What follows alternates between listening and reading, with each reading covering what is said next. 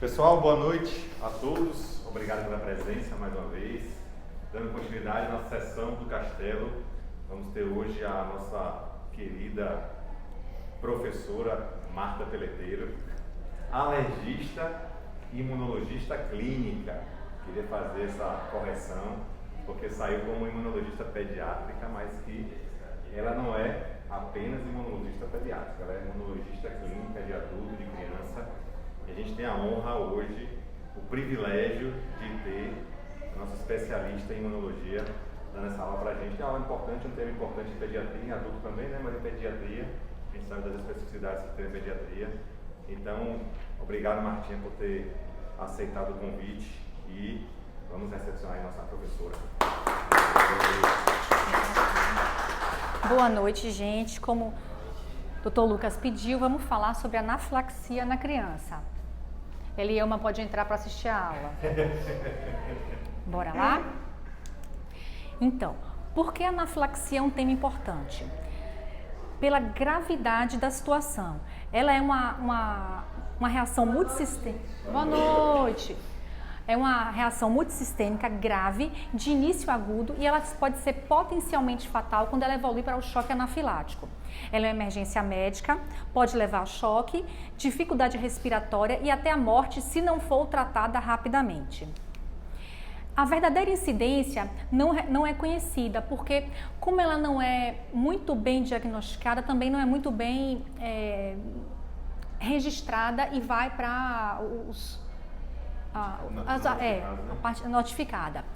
Mas as últimas publicações, principalmente onde tem mais notificação, mais registro, que é a Austrália, Reino Unido e Estados Unidos, vem vendo um aumento dessa anafilaxia, principalmente na faixa etária pediátrica. E os alérgenos mais acometidos são medicamentos e alimentos. E a importância dessa aula, compreender a anafilaxia, é importante para identificar, porque eu identifico, eu trato e eu reverto a reação importante. E a ideia também é entrar na mente de vocês. Se vocês não perceberam ainda, vamos entrar na mente de vocês. Como é que acontece? Vai ter uma resposta imune que vai ter uma liberação excessiva de histamina pelos mastócitos, é uma reação exagerada. E isso vai acontecer após o contato com o alérgeno. E, além da histamina, alguns outros mediadores. A histamina é o mais importante. E esses mediadores vão fazer efeitos no corpo, principalmente vasodilatação de vaso sanguíneo, que vai ocasionar queda da pressão arterial, aumento da permeabilidade vascular, aí faz um broncoespasmo, uma broncoconstricção de vias aéreas e alguns outros sintomas. Aí vamos para os mediadores. Histamina, ela vai ser principalmente liberada de mastócitos e basófilos. Isso vai ter em resposta a um alérgeno, mas para frente eu vou mostrar o mastócito para vocês entenderem como é. Ela vai dilatar vaso sanguíneo, vai aumentar a permeabilidade vascular, que vai fazer aquelas urticas, lembra? Ali é pelo aumento da permeabilidade vascular. Vai fazer contração de músculo liso, que entra o broncoespasmos. Leucotriene e prostaglandina, vai também contribuir para broncoespasmo e também aumento da permeabilidade. É importante eles para a gente lembrar alergias não IgE mediadas a anti-inflamatórios não esteroidais, tipo dipirona, profenide, aquele paciente que tem alergia a tudo quanto é anti-inflamatório. Diclofenaco, profenide, ibuprofeno, dipirona. A reação é aqui, ó. É por leucotriene e prostaglandina. E algumas interleucinas e o fator de necrose tumoral que também vão contribuir com inflamação sistêmica e agravamento dos sintomas. A anafilaxia é uma reação crescente. É como se fosse uma bomba que vai estourando e vai estourando outras em sequências. Então, na hora que a gente identifica, a gente tem que reverter logo para não evoluir para uma reação grave.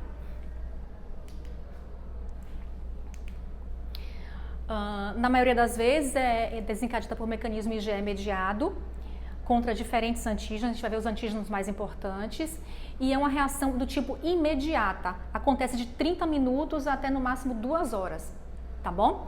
E o que vai acontecer vai ser a liberação da histamina por mastócitos e basófilos. Só que eu vou ter outros mecanismos imunológicos que não vai ser a degranulação dos mastócitos, tá bom? Por exemplo, aqui eu falo do IgE.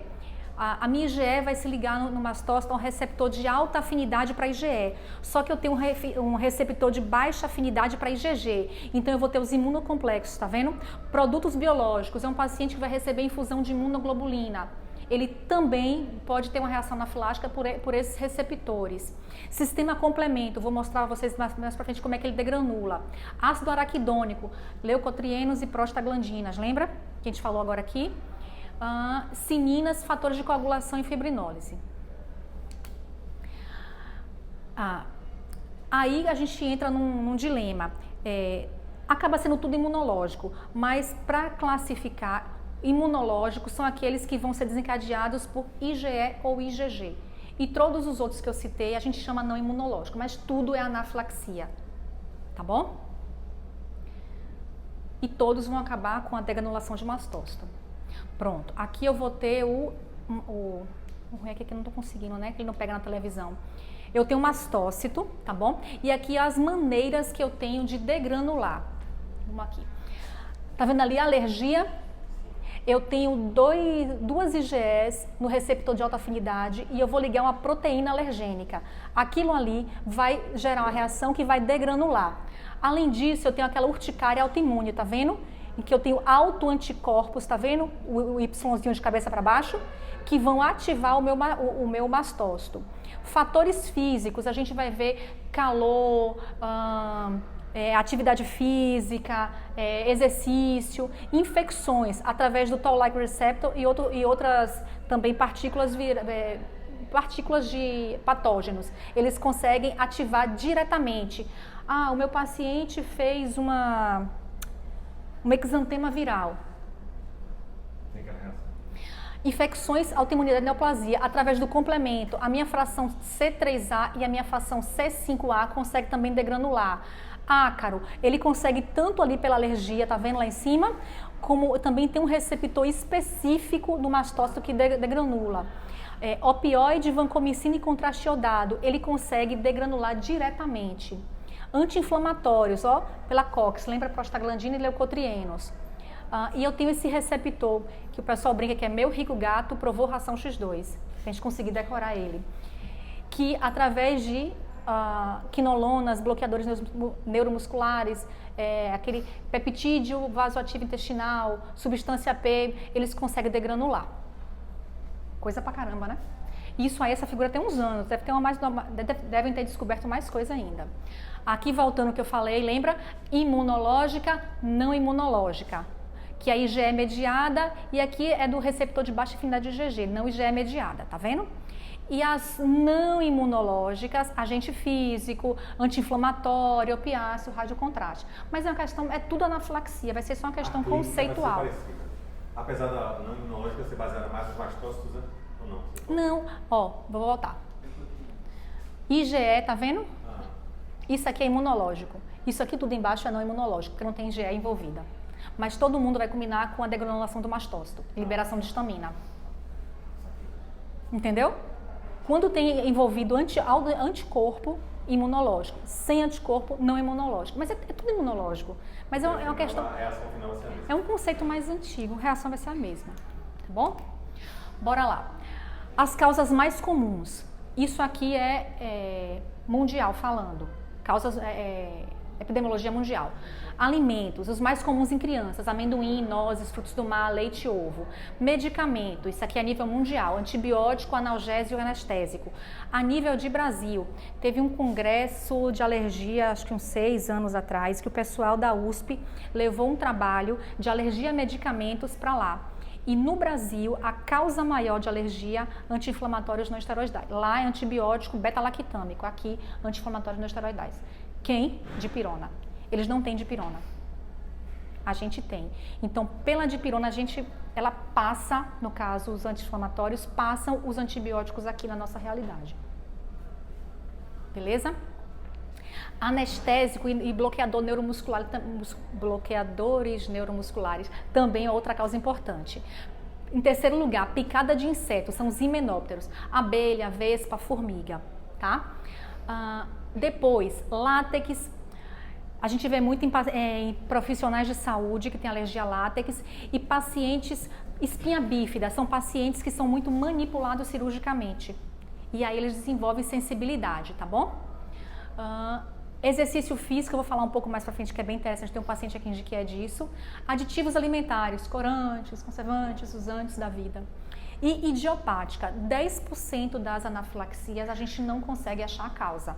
Aí a gente chama de idiopática. Não é que não tem uma causa, tem, a gente não consegue identificar, tá bom? Aí entra no idiopática.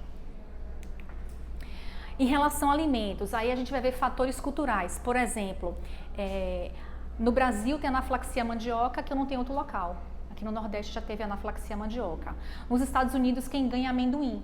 A gente não tem essa cultura deles do amendoim como eles têm, tá bom? Então fatores culturais, socioeconômicos, regionais, tá bom?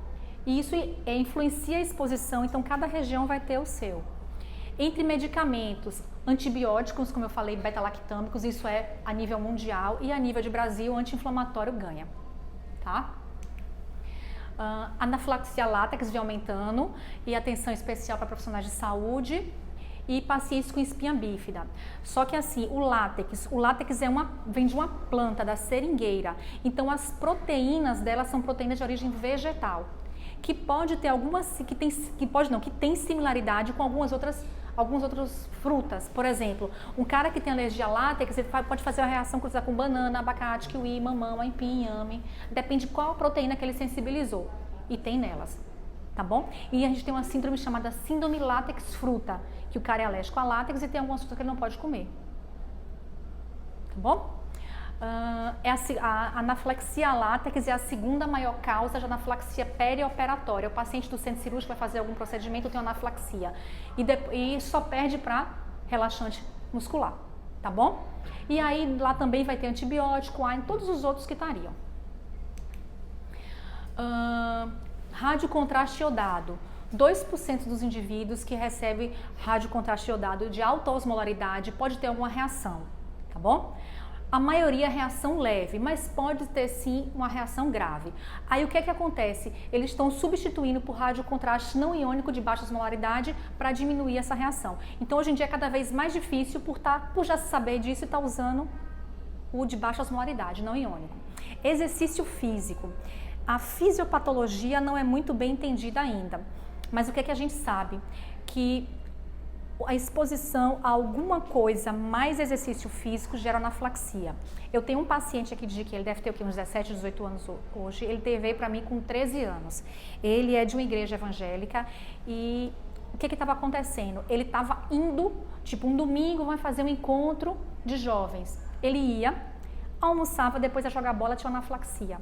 Aí o que é que você come? Lasanha, ou seja, trigo. Então a gente tem anafilaxia ao exercício induzido, anafilaxia ao exercício com trigo.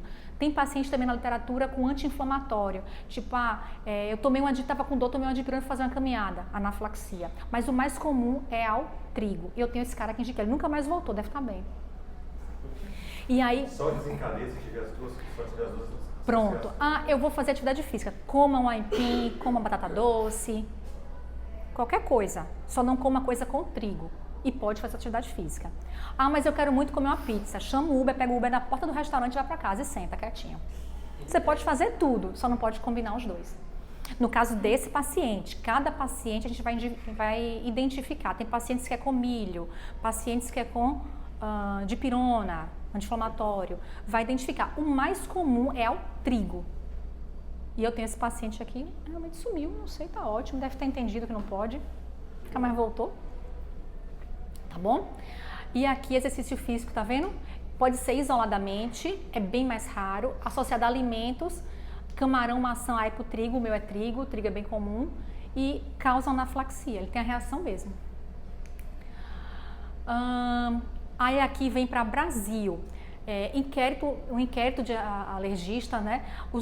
As nossas principais causas de anafilaxia. Lembra que lá quando eu coloquei da nível mundial era alimento, medicamento, insetos? Aqui no Brasil a gente muda um pouco, medicamentos vai para primeiro, por quê? A nossa dipirona. Alimentos e depois picadas de inseto. 10%, como eu falei, não consegue descobrir e a gente considera como idiopática. Vamos lá, manifestação clínica. Eu tenho, como é uma reação multissistêmica, então eu vou ter que entender a reação, o sintoma de cada sistema e aí eu vou conseguir combinar. Se pegou mais de um sistema, é anafilaxia, tá bom? Vai ter desde reações leves até fatais. O início, geralmente, lembra que eu falei, dentro de meia hora, tem gente que me fala, eu tomei, estava bem, olhei para o lado, estou todo empolado. Pode ser súbito. Vai acometer mais de um sistema e de minutos a horas, tá bom? O importante é que a gente tem que entender que eu vejo paciente que vem aqui que, teve a reação, eu dou um remédio, ficou bom, manda embora. O rapaz, ele tem outra reação, ele volta pior. Já aconteceu com vocês? Não chega a ser uma anafilaxia, mas dá um medicamento, vai daqui a pouco 3, 4 horas, 5 horas, volta o paciente todo de novo. É a reação bifásica. 10% vai ter, tá bom? No caso daqui eu não vejo com anafilaxia, eu vejo com reação importante, mais de pele. Ficou pequeno. Aqui das manifestações, as mais comuns são os sistemas cutâneos. 90% dos pacientes vão ter sintomas cutâneos. Urticária e angioedema. Urticária é aqueles calombinhos vermelhinhos, as placas. Angioedema é inchaço, que os lábios, olho, orelha, língua, tá bom? Eu posso também ter angioedema abdominal. O cara vai cursar com a dor abdominal, que é o angioedema abdominal, tá bom?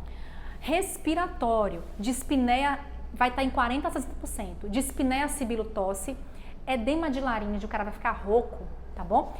Pode ser coisas tipo uma rinite, espirro, coriza, coceira do olho, tipo uma conjuntivite alérgica, tá certo? Cardiovascular, taquicardia, tontura, síncope, dor precordial. Em criança a gente não vê isso tanto não. Hipotensão e choque, vai estar em 30% a 35%. Digestórios, náusea, vômito, diarreia, cólica, 25%. Miscelânea, tipo sintomas que a gente nunca vai pensar. Cefaleia, convulsão, incontinência urinária, cólica uterina, gosto metálico, não é Covid. Sensação de morte iminente, são tipo, a gente nunca vai pensar, mas tá ali. 5 a 8% apresentam. O diagnóstico é clínico, eu não preciso ter um exame para fazer, tá bom? Só que tem o exame, mas a gente fala, mas não preciso do exame. Eu tenho que fazer o seguinte, anamnese detalhada. Lembra que eu falei com vocês? Antes de vocês chegarem, eu estava falando na minha consulta, eu tenho meu checklist de várias alergias. E na hora que eu bato no que é positivo, aí eu vou destrinchar, vou detalhe por detalhe. Então é isso, anamnese detalhada, agente suspeito, via de administração, dose, sequência, aconteceu o que primeiro, foi como depois, quanto tempo demorou da hora que tomou para a hora que teve os sintomas, tá bom? Tratamento, você já teve isso antes e usou o quê? Respondeu, porque a pessoa chega para mim, eu tenho que saber se é alergia. Doutora, eu tive isso aqui, eu tomei isso aqui, respondeu, não teve, peraí, não respondeu nada, ou melhorou uma parte, mas ainda fico, não, melhorou uma parte, ou seja, responde a antihistamínico. Porque eu vou ter situações que eu vou explicar que não responde a antihistamínico. E é um diagnóstico diferencial, tá bom? Então, assim, o antihistamínico pode não tirar a reação toda, mas alivia um pouco. Isso para mim é um sinal bom, responde a antihistamínico. E aí eu sei que o principal é a histamina, se a histamina tem uma relação grande com a anafilaxia, tá bom? Exercício, uso de medicamentos. Pronto, triptase plasmática. O diagnóstico é clínico, mas naquelas situações que eu tenho dúvida, lembra que o meu mastócito vai degranular, lembra as bolinhas? Triptase ela vai estar só no mastócito. Então, se eu tive degranulação mastocitária, eu vou ter triptase. A questão é que a minha vida dela é rápida, então eu tenho que dosar de 20 minutos até 3 horas após reação. E se eu tiver ela aumentada, eu tive sim uma degranulação mastocitária e corrobora meu diagnóstico de anafilaxia, tá certo? Dosar IgE sérica do momento, não adianta, pode estar consumida, ser negativa. Outra coisa, a gente também, o alergista gosta de dosar IgE 15 dias após. Então o cara teve uma reação aqui, teve uma reação, eu quero consulta urgente, não precisa ter essa urgência, porque vai demorar. Pode ser que esteja negativo, aí eu vou dar um falso negativo para ele. Colheu, falso negativo, não foi, tá? Diagnósticos diferenciais de anafilaxia. O mais comum de confundir reação vasovagal. Eu vou ter sudorese, náusea, hipotensão, bradicardia. Aqui está o problema, anafilaxia, taquicardia, tá? a bradicardia vai ser só lá no finalzinho, na falência. E eu não vou ter ausência de sintomas cutâneos. Nem sempre eu vou precisar, mas eu não vou ter. Outra coisa, você deu antihistamínico, ele não respondeu. Não melhorou. Ou até piorou, porque se é vasovagal, a depender pode... Tá bom? Outras doenças menos frequentes. Mastocitose sistêmica. Eu vou ter um aumento do número de mastócitos distribuídos no meu tecido conectivo sistemicamente e ele vai degranular com mais facilidade. Então, é como se eu tivesse anaflaxias com mais facilidade. Entendeu? Se eu dosar triptase desse cara vai estar alta, lembra, ele tem mastócito e vai degranular, então triptase vai estar alta. Só que não é anaflaxia, é uma outra doença que eu trato de uma outra maneira, mas ele vai confundir, porque ele vai ter anaflaxias. Tá? Angioedema hereditário, lembra que eu falei que tem que responder a antihistamínico? No angioedema eu tenho uma configuração do meu sistema de contato, complemento e fibrinolítico que vai ter um aumento na produção de bradicinina. Então eu vou ter angioedemas, o meu sintoma é angioedema, mas vai ter em qualquer canto, abdominal, então vai ter dor, pode ter de garganta, pode ficar rouco, posso ter edema de glote. Eu vou ter angioedema e ele não responde a antihistamínico. Aí tem os medicamentos típicos dele. No caso desse, tipo um prado que eu não tenho as medicações típicas que são encativantes da emergência, eu posso fazer plasma fresco. Porque aí eu vou ter os meus fatores que estão faltando lá, lembra os meus 3 sistemas? Coagulação, contato fibrinolítico. Eu vou ter esses meus fatores no plasma que vai ajudar a aliviar.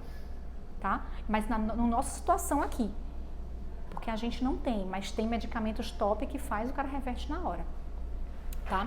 Feocromocitoma, eu vou ter um tumor de adrenal que vai produzir catecolaminas. E aí eu vou ter taquicardia, eu vou ter sudorese, tá bom? Eu posso ter sim uma hipotensão, tá? Síndrome carcinoide. Geralmente são tumores do trato gastrointestinal, já em fase metastática, que eles vão produzir aminas biogênicas, principalmente serotonina. Eu vou ter rubor, eu posso ter, no feocromocitoma eu posso ter broncoespasmo também. Eu vou ter broncoespasmo e sintomas gastrointestinais, diarreia, vômito, que pode confundir. Broncoespasmo, rubor, lembra? Posso confundir. Disfunção de prega vocal ou corda vocal. É uma doença de mulher de meia idade, principalmente, claro. É que hoje em dia a gente está vendo também nos homens.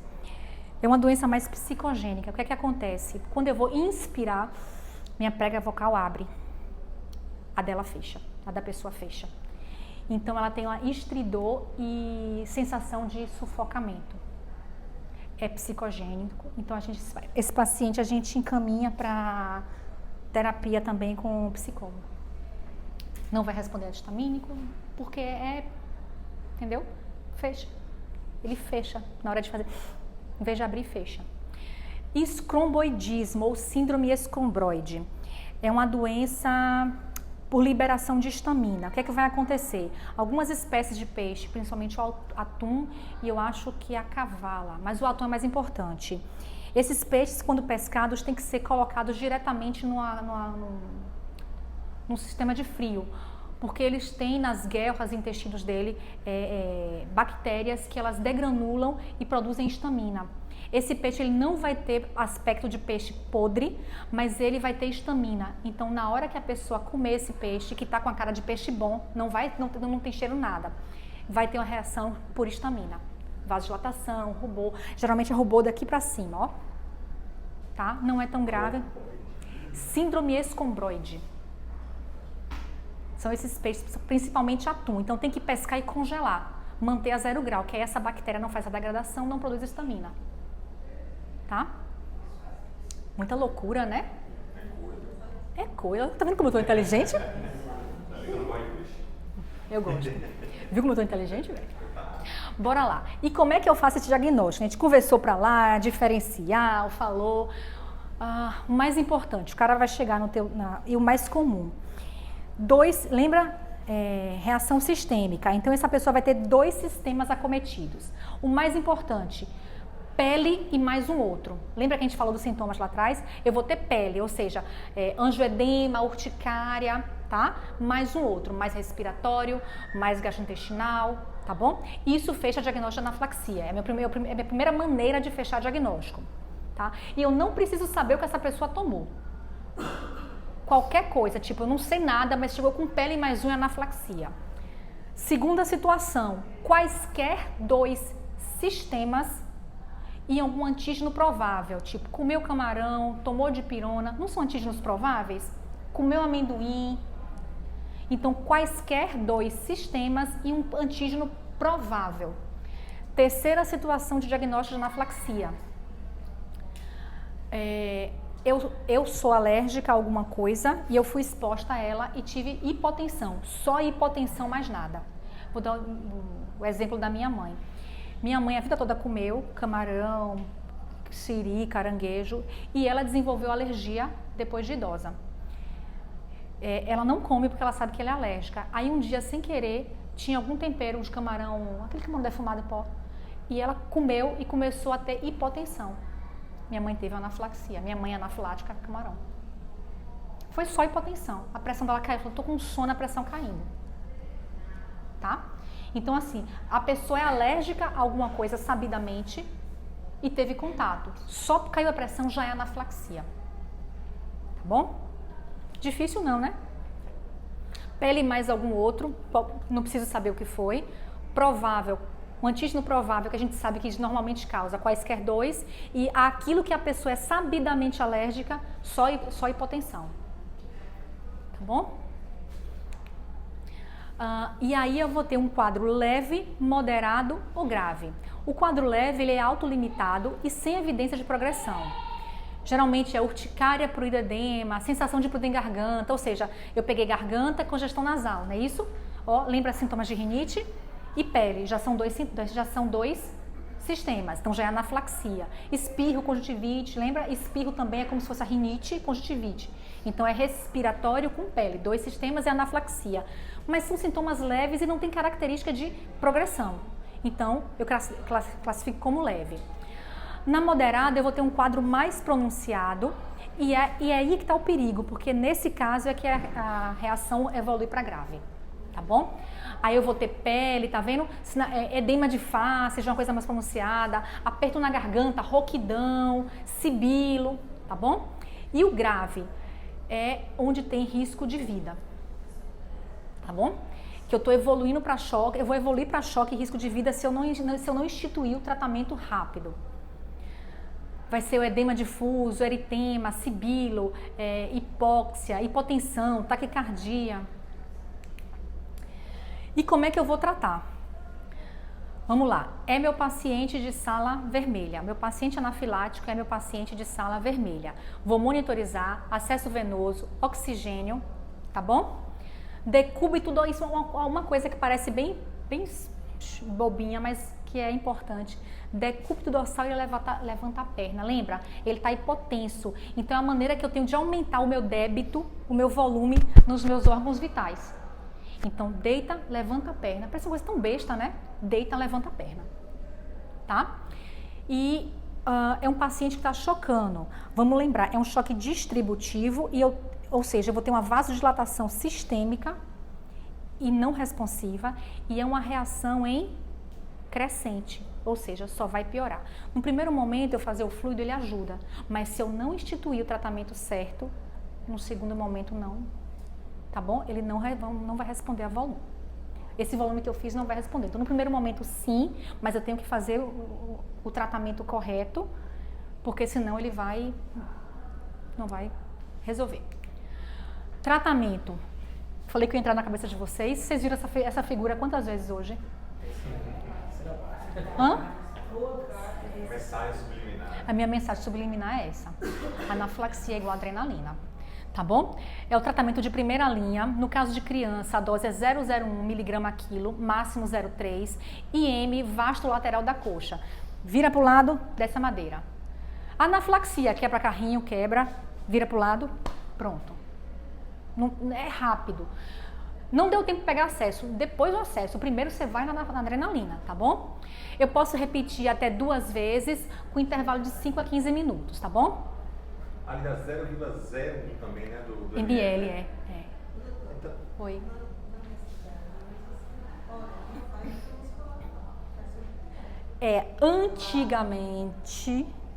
Era subcutâneo. Já tem um tempo que é intramuscular. Então, se a gente pega o pessoal mais antigo, eles fazem subcutâneo. É melhor fazer subcutâneo do que não fazer nada. A questão é que o intramuscular vai. Mas assim, o intramuscular, ele é mais rápido, a absorção é mais rápida. E o músculo vasto lateral da coxa, tem gente que faz intramuscular, mas faz deltoide. O vasto lateral é onde tem a absorção mais rápida. O intramuscular no vasto é absorver. O pessoal mais antigo fez subcutâneo. Vai absorver? Vai, mas vai demorar mais. Ele fez intramuscular deltoide. Vai absorver? Vai, mas vai demorar mais.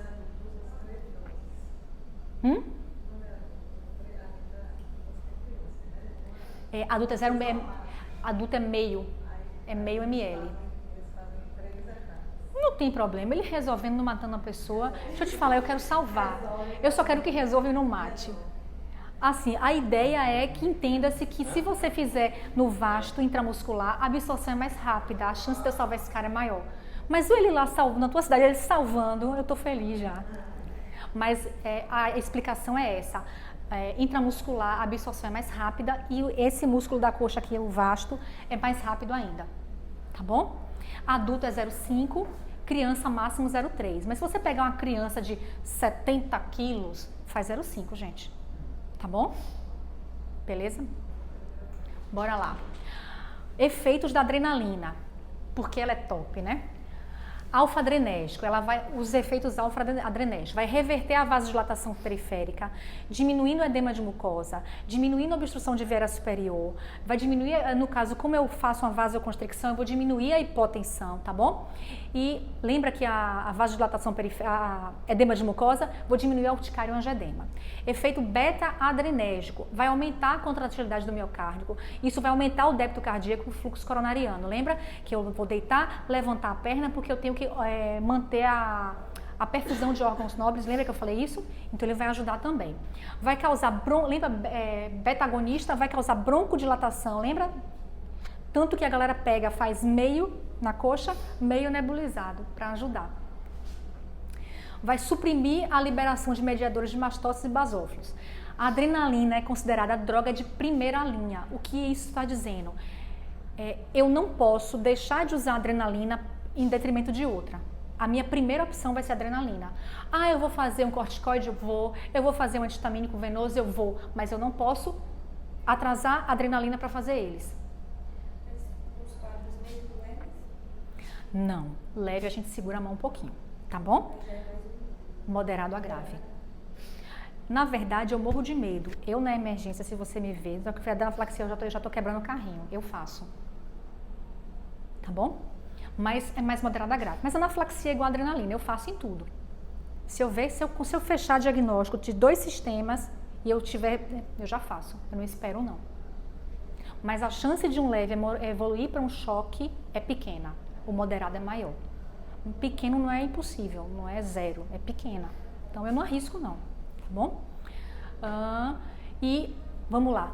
A prescrição precoce é essencial. Como eu falei, eu não vou vou fazer aqui o antihistamínico para depois... Não. Não conseguiu acesso, não tem problema, faz adrenalina, depois você pega o acesso. Tá bom? Segunda linha, antihistamínico, corticoide, broncodilatador e fluidos. Vamos lá, antihistamínico. A gente aqui tem, e é um dos que eu gosto mais, é a difenidramina, 1 mg a quilo, venoso. Numa situação que eu não vou ter, eu posso fazer fexofenadina, loratadina, tá bom? Fexo, dose 60 a 180 e loratadina 2,5 a 10, depende do tamanho da minha criança e da reação também.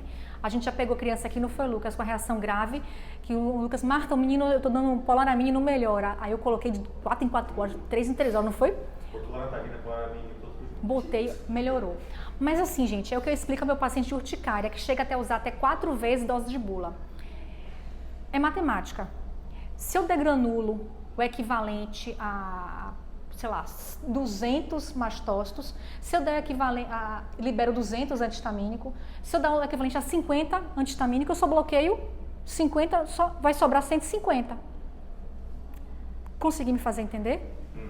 Então eu tenho que dar uma dose de antihistamínico que bloqueia a histamina toda. Eu não posso ir de vez, eu dou, não resolve o aumento, eu vou aumentando devagar. Mas, tipo, vira e mexe, eu boto uma dose alta, todo mundo... Eu falei, gente, calma, mas também eu vou devagar. Eu faço um pouquinho, não resolve, eu vou aumentando. Eu não faço uma dose grande de uma vez, tá bom? Corticoide, hidrocortisona e metilprednisolona venoso. Hidrocortisona eu botei 100 aqui, mas a dose é 4 a 5 por quilo, tá bom? 4 a 5 por quilo, metil 1 a 2 por quilo. Não tenho PRED, meio a 1 por quilo. Essa questão do oral é o seguinte, a PRED e a metilpred, o efeito é muito parecido. Só que se eu tiver um cara com anaflaxia e sintomas gastrointestinais, eu vou ter uma vasodilatação e absorção lentificada. Então, só se atentar a isso, tá? Se eu tiver sintoma gastrointestinal, a gente vai ter que realmente, ou venoso, não conseguir ver intramuscular. Porque se eu fizer oral, a absorção não vai ser tão boa. Broncodilatador, salbutamol, atrovente, adrenalina, tudo nebuliza inalatório. Lembra que eu brinquei, a gente faz meio na coxa, meio nebuliza, tá? Aí eu tenho aquele paciente, isso aqui é mais adulto, ou crianças cardiopatas, que usam beta-bloqueador. Usa propanolol, carvedilol, e aí esse cara não vai responder bem à adrenalina. Aí nesse cara eu também vou usar o glucagon, tá bom? De 0,5 a 1 miligrama intramuscular para esses pacientes que têm essa resistência com a adrenalina. E os fluidos que eu já tinha falado. Reação bifásica. Elas podem acontecer em 8 a 12%, 8 a 12 horas, em 10 a 20% dos casos, tá bom? Então assim, meu paciente teve anaflaxia, eu reverti, ele vai embora? Não. Nos casos leves vão ficar no mínimo 8 horas e nos casos graves 1 a 2 dias em observação. E com prescrição, antihistamínico, no caso de fenidramina, de 8 em 8 horas, corticoide, se for a hidrocortisona, a gente vai fazer de 6 em 6 horas, tá bom? Não vou ficar só olhando, vou ficar olhando e medicando, até porque esse cara, quando ele tiver alta, ele vai usar. Então não tem porquê, se eu desse alta eu não ia mandar para casa com remédio, por que eu mantenho a observação e deixar sem remédio? Tá bom? Mantenho a observação e vou medicar. Hã? Porque a gente vê o cara teve uma reação alérgica, às vezes não chega a ser uma anaflaxia, e dá alta sem remédio nenhum, reverteu a reação e dá alta. E aí o cara vai, tem outro dia, tem de novo, volta para o pronto-socorro. A gente tem que manter, tá bom? Orientações da alta. Prescrição de medicamentos necessários para continuidade, foi o que eu falei. Antihistamínico de segunda geração, tá bom? Para o menino não ficar sonolento, chumbado a pessoa. 7 dias e corticoide por 5 dias. Vocês lembram minha receitinha? Alegra por 7 dias, prednisolona por 5 dias. Não lembra? Todo mundo lembra da minha receitinha? Não lembra? Pronto, é isso aí. Antihistamínico 7, corticoide 5. Orientação da possibilidade da recorrência do sintoma. Eu vou explicar, mãe, olha, pode ser que ele tenha o sintoma novamente. Se for leve, você continua dando remédio, não precisa voltar. Se você vê que está muito forte, você volta, lembra? 250, talvez aquela dose esteja insuficiente, eu tenho que aumentar a dose, fazer um pouquinho mais, tá bom? E caminhar para o especialista. Mas eu não preciso assombrar, lembra que eu vou colher exame depois? Não precisa assombrar. Precisa urgente não, marcar consulta para investigar, tá bom? Plano de ação, isso é muito importante. Então, todo paciente anafilático, ele vai ter que ter um plano de ação. Essa família vai ter orientada, escola orientada, medicação usar, quais são os sintomas, eles têm que saber de cabo a rabo, tá bom? Pacientes e familiares orientados de como reconhecer os sintomas precoces. Prescrição de exacerbação. Eu tenho que dizer, se tiver isso, vai ter que tomar isso. Então, uma linguagem clara, orientação de conduta, nome do medicamento, dose certinha. Ele deverá portar identificação, porque ele pode ser encontrado na hipotensão na rua, né? Tem a galera que bota, né, alergia, decalca, né, faz tatuagem. Nos Estados Unidos tem aqueles tipo do cara do exército, aqueles que bota também, colazinho. E vai ter que ter diagnóstico, telefone, contato e plano de ação. Esse cara tem que ter. Escola, criança, a gente está falando de criança. Escola notificada que essa criança tem anaflaxia, o risco e quais os sintomas, tá bom? E entendo o que fazer e aonde levar. Aqui um modelinho do plano de ação que tem lá na cartilinha da Anaflaxia Brasil, vou mostrar para vocês depois. Com tudo isso que eu falei, tá bom? Aqui ficou pequeno, aí bota o nome, alérgico a, o que fazer, quais são os sintomas, tá vendo? Ele descreve aqui, sintomas graves, moderados, nos casos graves o que fazer, nos casos moderados, tá bom? Ele explica direitinho, isso é um modelo de plano de ação, você vai adequar o seu. Plano de ação tem que conter adrenalina auto-injetável. Lembra, meu tratamento é adrenalina. Então, esse paciente ele vai ter que portar adrenalina auto-injetável. Aqui eu tenho alguns modelos de injetores. Os mais comuns são a Anapen, aqui embaixo, a EpiPen e esse Alviqui. Tem outros inúmeros. Agora a China também está produzindo um bocado também diferentinho. Esse aqui é engraçadinho, que ele tem... Hã? Deixa eu dar um gole? Vamos lá. Esse, eu acho que é esse aqui, esse quadradinho, que ele tem, é tipo tem um deles que fala, que tem tipo o DEA. Faça isso, só que em inglês. É muito engraçado. E assim, ele vem com a trava, tipo, esse a EpiPen de cima é essa azulzinha, a gente tem que tirar, destrava e aí ela tá pronta para uso. Outra coisa, o paciente que vai adquirir isso, ele tem que vir no consultório com o médico explicar como é que usa. Porque ele tem trava de segurança, tem a maneira de usar, tudo direitinho. Cada um tem, gira para um lado, gira para o outro, ou um tira, cada um vai ter seu mecanismo, tá bom? Então ele adquiriu, ele vem pra gente explicar ele. É complicadinho isso aí. Vamos lá, olha lá, ó, na coxinha do neném, tá vendo? São disponibilizados em doses fixas. Se você olhar aqui, eu vou voltar, ó. Tem aqui, ó, Anapen Júnior, tá vendo embaixo? Eu tenho EpiPen Júnior, eu tenho Anapen Júnior, tá? Eu vou ter dose de 0,1 para lactentes, 0,15 para crianças até 30 quilos e 0,3 para crianças maiores e adultos. Eles são indicados nos casos de risco contínuo de morte de exposição. Aquele paciente que, por exemplo, quer ver um caso, anafilaxia picada de inseto.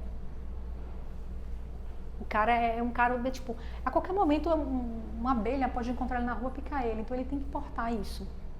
Aí tem também as características, vamos lá. Aplicar na face anterolateral da coxa.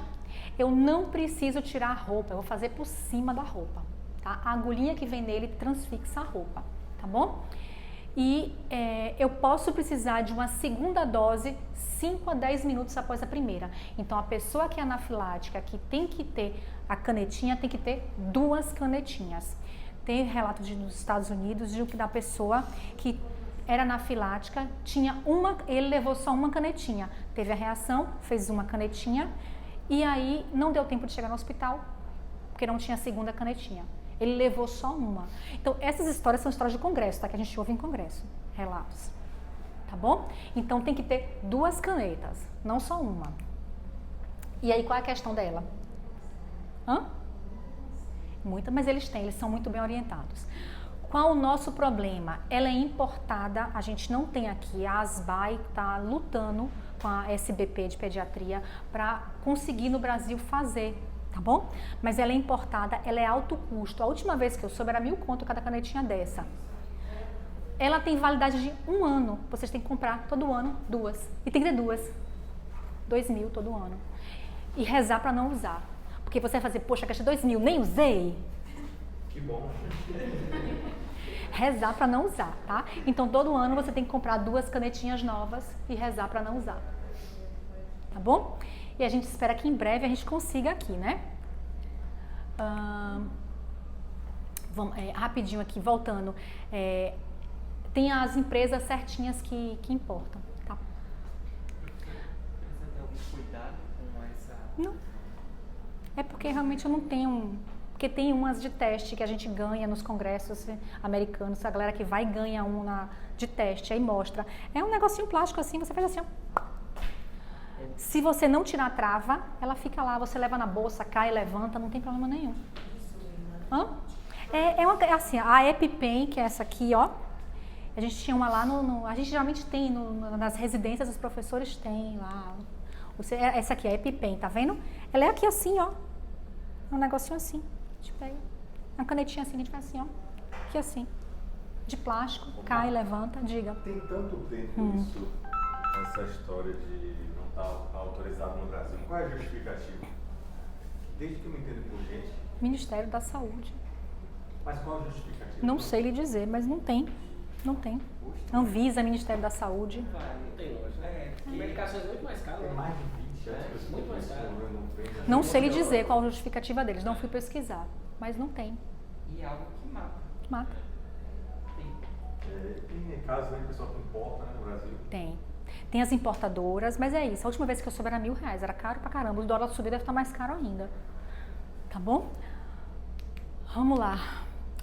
Aqui eu tenho, na questão de educação, eu tenho a Asbai, tem esse livrinho aqui, é pequenininho, acho que são poucas páginas, numa linguagem muito clara, explicando o que é anafilaxia, o que precisa, tá bom? Aqui é mais para a questão de educação, é um e-bookzinho. Eu tenho a Anafilaxia Brasil, deixa eu só entrar aqui para vocês verem, licença. É um site, cadê a Anafilaxia Brasil, tá vendo, ó? Deixa eu entrar aqui, home. Eu tô sem internet. Não, deu um pouquinho de internet aqui. Tá bom? Eu tô sem internet. Aqui. A internet tá fraca. Tá ruim, né? Vou voltar aqui, tá? Pronto. Vou voltar pra cá, gente. Não vai dar. A internet tá muito ruim. Peraí, tá? Apresentação do slide atual. Pronto, aqui, ó. Tá vendo? Ó. Home, quem somos, artigos. Eu vou ter coisa pra caramba aqui, ó. Artigo, explicação, tá? E aí aqui, ó, quando eu entro, eu tenho uma aba lá, adrenalina autoinjetável. Aqui explica onde comprar, tá? No próprio site, eles encaminham para as empresas que fazem a importação. Então, aí todo paciente de anafilaxia, a gente tem que ensinar esse site a ele, Anafilaxia Brasil.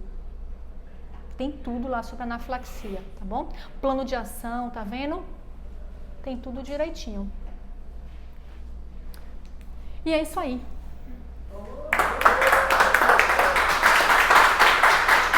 Entrei na cabeça de vocês? Consegui entrar na cabeça de vocês? Porque lá em Maracás, né? Faça subcutâneo, 3 doses. O importante é que Hã? E qual o músculo? Vasto lateral. Porque a absorção é mais rápida. Pronto, já posso falar besteira? Pode desligar.